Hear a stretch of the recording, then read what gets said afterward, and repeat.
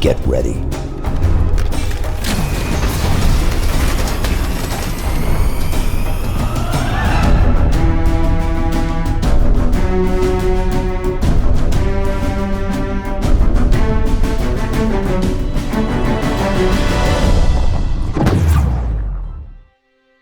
It's Halo Infinite news time again, guys. Yeah, I know it's been a while for that, and I apologize. I have a busy life.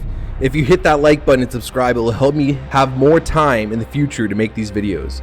I'd appreciate it.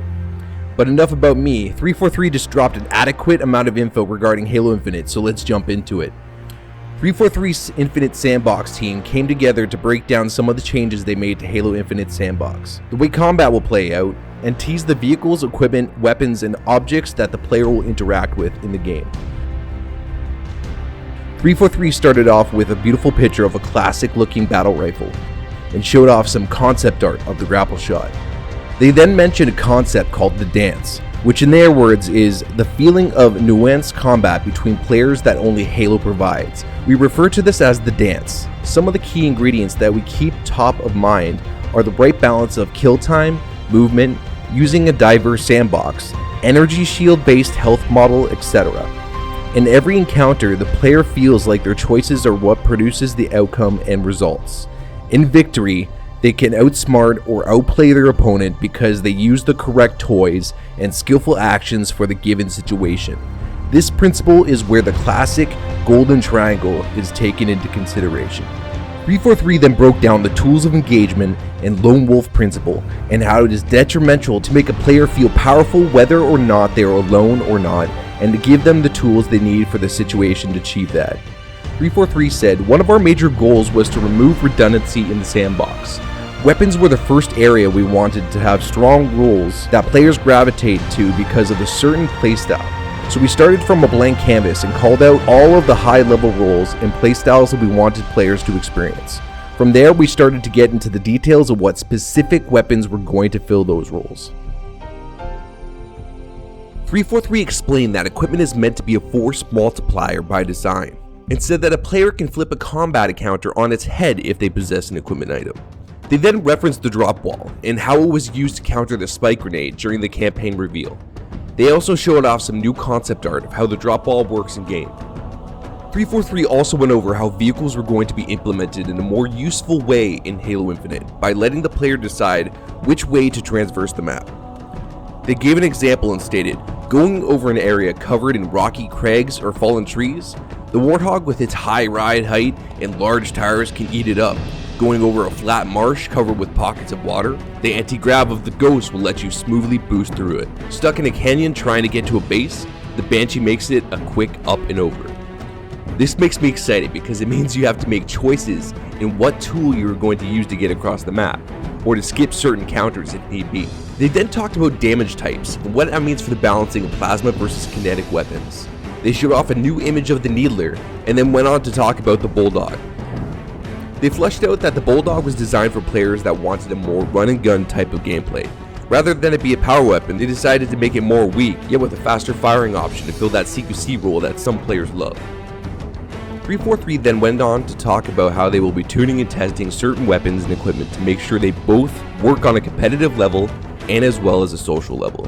They talked about the importance of player feedback post-launch, and they also showcased an awesome screenshot of the Commando. They also maintained that they were going to offer the best support to PC players by saying, "We have staffed up a team here that is devoted to PC livelihood. The Sandbox team partners with the PC team to build features and systems with the goal of meeting the expectations of PC players so that everything feels native to their platform. PC as a first-class endeavor is another aspect to Halo Infinite that we are actively taking into account. PC as a platform is not going to be a port after we launch the game. We are playing PC every day.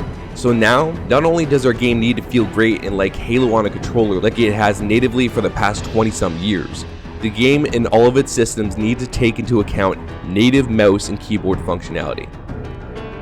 343 then talked about the coming months while showing off images of a redesigned Hydra launcher that looks like it fits more seamless into the classic Halo feel than its predecessor. They also showed off a more vibrant and detailed screenshot of the assault rifle.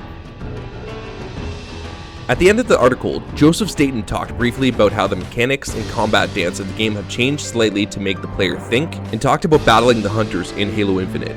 He said, "Ah yes, the combat dance, the beating heart of every Halo game. For grizzled Spartan veterans, this should be a familiar scene. Imagine a Forerunner interior, a timeless metallic vault with soaring ceilings. It's quiet, empty except for a pair of hunters, shields up, shoulder spikes twitching, blocking your path forward. What to do? That's easy. The first time I fought hunters in Halo Infinite, bait them, get them to charge, then step aside, pivot, and direct as much firepower into their exposed, wormy backsides as you can before they turn and turtle. But when I tried these classic dance steps, the hunters had something else in mind. As expected, one of the hunters charged, exposing its weak spot. By the time I'd pivoted to face it, however, it had already pivoted to face me. That's odd, I thought. Must be a bug. I tried the dance steps again, same result. Except this time, the second hunter filled my face with fuel rod projectiles, sending me scrambling for cover. Crouched behind a Forerunner pillar, shields fried, and health deep in the red, I had a quick think. What's different? Hunters turn faster. Okay, assume this isn't a bug. What's the game trying to tell me? And what new dance moves have I got? As another volley of enemy fire rattled my virtual head inside my virtual helmet, I remembered. I have equipment. Specifically in the case of more reactive hunters, I have a grapple shot, which means I'm faster and more mobile too. Joseph Staten then mentioned he was excited to explore the new dance that Halo Infinite has to offer. The last thing shown was a beautiful concept art of the game, with some banshees flying through a smoke-blanketed landscape.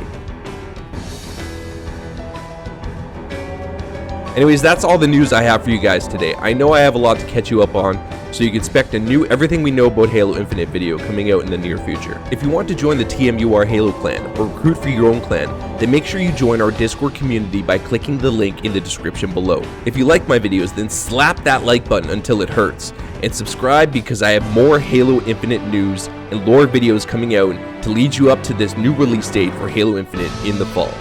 This is Bandwidth53, out.